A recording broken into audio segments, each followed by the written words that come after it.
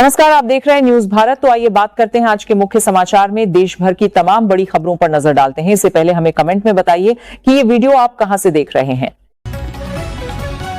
BSF की बड़ी कार्रवाई। भारत पाकिस्तान सीमा पर अमृतसर के दाऊ के सीमा चौकी क्षेत्र में भारत पाकिस्तान सीमा पर सीमा सुरक्षा बल बीएसएफ के सतर्क जवानों ने बाढ़ के पास संदिग्ध गतिविधि देखने के बाद एक संदिग्ध घुसपैठिए को मार गिराया, जो चेतावनी के बावजूद भारतीय सीमा से पाकिस्तान की तरफ भाग रहा था। उत्तर प्रदेश के गाजियाबाद में पुलिस और मादक पदार्थ तस्करों के बीच हुई मुठभेड़ में स्वॉट सर्विलांस और विजयनगर थाना पुलिस की संयुक्त टीम ने 3 शातिर गांजा तस्करों को गिरफ्तार किया है। ये बता दें कि पुलिस की जवाबी फायरिंग में मुख्य आरोपी अनस के पैर में 2 गोलियां और दिलशाद के पैर में 1 गोली लगी है, जिन्हें अस्पताल में भर्ती कराया गया है। तीसरे आरोपी असलम को मौके से बिना चोट के दबोच लिया गया। पुलिस ने इन आरोपियों के पास से 21 किलो अवैध गांजा, 2 अवैध तमंचे, कारतूस और तस्करी में इस्तेमाल हो रही बिना नंबर की स्कूटी बरामद की है। पायलटों का डोप टेस्ट। एयर इंडिया की फुकेट दिल्ली फ्लाइट के पायलट इन कमांड कैप्टन का डोप टेस्ट नशीले पदार्थ शुरुआती जांच में पॉजिटिव आया है, जिसके बाद डीजीसीए और विमान दुर्घटना जांच ब्यूरो ने दोनों पायलटों को ड्यूटी रोस्टर से हटाकर जांच शुरू कर दी है। 4 अगस्त को फुकेट से दिल्ली आ रहा एयर इंडिया का यह विमान एयरबस A320 हवा में भयंकर टर्बुलेंस, खराब मौसम, विक्षोभ के कारण अचानक करीब 300 फीट नीचे आ गया था। इस झटके के कारण विमान में सवार 100 फीट खड़े 37 यात्रियों और 8 क्रू सदस्यों में से लगभग 12 से 17 लोग घायल हो गए थे। वहीं बता दें कि टर्बुलेंस के बाद कैप्टन ने नजदीकी एयरपोर्ट पर विमान उतारने के बजाय करीब 1 घंटे से अधिक दूरी पर स्थित दिल्ली में ही लैंडिंग कराई, जिस पर भी सवाल उठ रहे हैं। झारखंड में परीक्षाओं में कथित धांधली और अनियमितताओं को लेकर रांची में छात्रों का आंदोलन पिछले 2 हफ्तों से अधिक समय से जारी है। वहीं बता दें कि इसी बीच झारखंड में छात्र आंदोलन के बीच झारखंड लोक सेवा आयोग जेपीएससी के तीनों सदस्यों ने राज्यपाल को अपना इस्तीफा सौंप दिया। झारखंड लोक सेवा आयोग के तीनों सदस्यों अजीता भट्टाचार्य, जमील अहमद और अनिमा हांसदा ने राज्यपाल संतोष कुमार गंगवार को अपना इस्तीफा सौंप दिया है। राज्य सरकार की सिफारिश पर राज्यपाल ने इन तीनों का इस्तीफा स्वीकार कर लिया है। झारखंड विधानसभा के मानसून सत्र और छात्रों के प्रस्तावित प्रदर्शन को देखते हुए रांची जिला प्रशासन ने नए विधानसभा परिसर के 750 मीटर के दायरे में भारतीय नागरिक सुरक्षा संहिता बीएनएस की धारा 163 लागू कर दी है। यह प्रतिबंध 6 अगस्त से 12 अगस्त 2026 तक प्रभावी है, जिसके तहत 5 या 5 से अधिक लोगों के एकत्र होने और प्रदर्शन पर रोक है। झारखंड सरकार और आंदोलनरत छात्रों के बीच जेपीएससी और जेएसएससी परीक्षाओं में कथित गड़बड़ी को लेकर हुई तीसरे दौर की वार्ता भी लिखित आश्वासन न मिलने के कारण बेनतीजा रही है।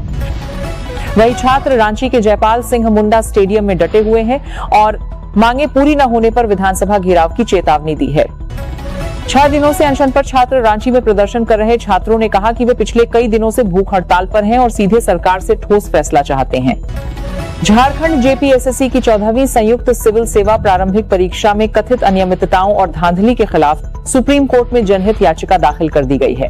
वहीं बता दें कि 19 अप्रैल 2026 को हुई जेपीएससी प्रारंभिक परीक्षा को रद्द कर नए सिरे से अदालत की निगरानी में परीक्षा कराने की मांग की गई है। प्रधानमंत्री नरेंद्र मोदी ने नई दिल्ली स्थित अपने आवास पर ग्लासगो, स्कॉटलैंड में आयोजित राष्ट्रमंडल खेल CWG 2026 के पदक विजेताओं से मुलाकात की और देश में 9 से 17 अगस्त तक मनाए जा रहे हर घर तिरंगा अभियान में बढ़ चढ़कर हिस्सा लेने की अपील की है। वहीं बता दें कि प्रधानमंत्री ने नागरिकों से अपने घरों पर तिरंगा फहराने और विकसित भारत के संकल्प को मजबूत करने का आह्वान किया है। ममता बनर्जी का काफिला उत्तर 24 परगना के हली शहर में पूर्व मुख्यमंत्री ममता बनर्जी के काफिले पर भीड़ द्वारा हमला किया गया और गाड़ियों पर कीचड़ फेंका गया। राम मंदिर ट्रस्ट। अयोध्या में राम मंदिर ट्रस्ट के नए सीईओ पद के लिए 18 अंतिम उम्मीदवारों के साक्षात्कार 11 से 12 अगस्त को तय किए जाएंगे। विमान हादसा। महाराष्ट्र के पुणे जिले में बारामती एयर स्ट्रिप के पास रविवार 9 अगस्त को एक निजी कंपनी का ट्रेनर एयरक्राफ्ट, जिसकी पंजीकरण संख्या VTSEX, दुर्घटनाग्रस्त हो गया, जिसमें राहत की बात यह है कि दोनों पायलट पूरी तरह सुरक्षित हैं और कोई हताहत नहीं हुआ है। ईडी डायरेक्टर का कार्यकाल बढ़ा। प्रवर्तन निदेशालय ईडी के मौजूदा डायरेक्टर राहुल नवीन का कार्यकाल सरकार ने 1 साल के लिए और बढ़ा दिया है। उनका वर्तमान कार्यकाल 13 अगस्त 2026 को समाप्त हो रहा था। कैबिनेट की नियुक्ति समिति ACC के आदेशानुसार अब वे 13 अगस्त 2027 तक ईडी डायरेक्टर के पद पर बने रहेंगे। शरद पवार गुट की पीएम से मुलाकात तय। सुप्रिया सुले ने बताया कि सोमवार सुबह 11 बजे पवार गुट के 8 सांसद महाराष्ट्र के अहम मुद्दों पर पीएम मोदी से मिलेंगे। अकाली दल का केंद्र को समर्थन। सुखबीर सिंह बादल ने परिसीमन और महिला आरक्षण कानून को तुरंत लागू करने की मांग के साथ केंद्र को समर्थन देने का ऐलान किया। ममता बनर्जी के काफिले पर हमला। पश्चिम बंगाल के हलीशहर में प्रदर्शनकारियों ने पूर्व सीएम ममता बनर्जी के काफिले पर कीचड़ और जूते फेंके। तमिलनाडु राजनीति में हलचल। परिसीमन के मुद्दे पर सीएम विजय थलापति द्वारा बुलाई गई सर्वदलीय बैठक से डीएमके और एआईएडीएमके सहित 37 सांसदों ने दूरी बनाई। योगी आदित्यनाथ का सपा पर निशाना। सीएम योगी ने कहा कि पहले उत्तर प्रदेश में दंगाइयों को सम्मान मिलता था और सपा ने हर जिले में माफिया पाले थे। रामनाथ कोविंद का वृंदावन दौरा। पूर्व राष्ट्रपति रामनाथ कोविंद ने अपने दौरे के आखिरी दिन राधा रमण मंदिर और कृष्ण बलराम मंदिर के दर्शन किए। संसद में अहम बिलों की तैयारी। मानसून सत्र के आखिरी 4 दिनों में सरकार परिसीमन, महिला आरक्षण और एफसीआरए संशोधन बिल ला सकती है।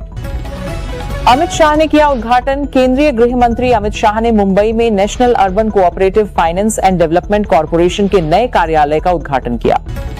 सफाई अभियान में बांसुरी स्वराज। भाजपा सांसद बांसुरी स्वराज ने दिल्ली के पंडित मदन मोहन मालवीय पार्क में श्रमदान और पौधारोपण किया। रक्तदान यात्रा में राजनाथ सिंह, रक्षा मंत्री राजनाथ सिंह और महाराष्ट्र के सीएम एकनाथ शिंदे दिल्ली छावनी में सिंदूर सेना महारक्तदान यात्रा में शामिल हुए। डोनाल्ड ट्रंप की ईरान को चेतावनी। अमेरिकी राष्ट्रपति चुनाव प्रचार के बीच ट्रंप ने ईरान पर गंभीर हमले की चेतावनी देकर वैश्विक हलचल बढ़ा दी है। जेडी वेंस की पीएम मोदी से बात। अमेरिकी उपराष्ट्रपति जेडी वेंस ने पीएम मोदी को फोन कर पश्चिम एशिया संकट, व्यापार, रक्षा और क्रिटिकल मिनरल्स पर चर्चा की। सऊदी रिफाइनरी पर हमला। यमन के हूती विद्रोहियों ने सऊदी अरब की एक बड़ी तेल रिफाइनरी को निशाना बनाकर हमला किया। यूएई तेल टैंकर पर हमला। बहरीन सरकार ने संयुक्त अरब अमीरात के तेल टैंकर पर हुए हमले की कड़े शब्दों में निंदा की। बुल्गारिया में ड्रोन ब्लास्ट। बुल्गारिया में गैस पाइपलाइन के पास एक अज्ञात ड्रोन फटा, जिसके यूक्रेन से आने का शक जताया जा रहा है। ईरान के राष्ट्रपति का बयान।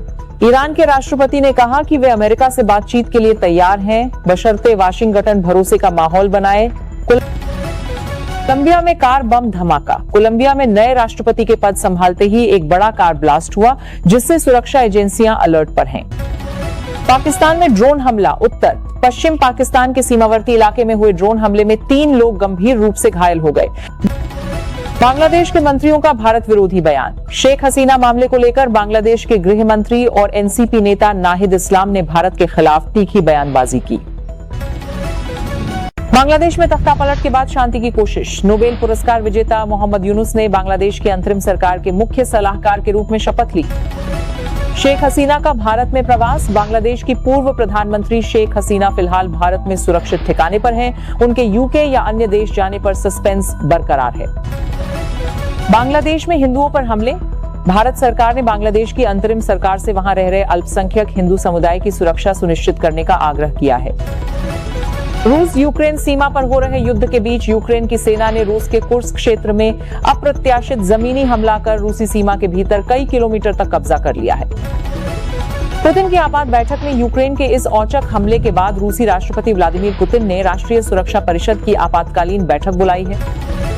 नेपाल वायुसेना का विमान क्रैश। काठमांडू से पोखरा जा रहा एक छोटा विमान टेक ऑफ के तुरंत बाद क्रैश हो गया, जिसमें पायलट को छोड़कर सभी यात्रियों की मौत हो गई।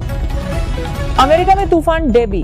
फ्लोरिडा और कैरोलिना तटों पर आए उष्णकटिबंधीय तूफान डेबी के कारण भारी बारिश और बाढ़ से जनजीवन अस्त व्यस्त हो गया है।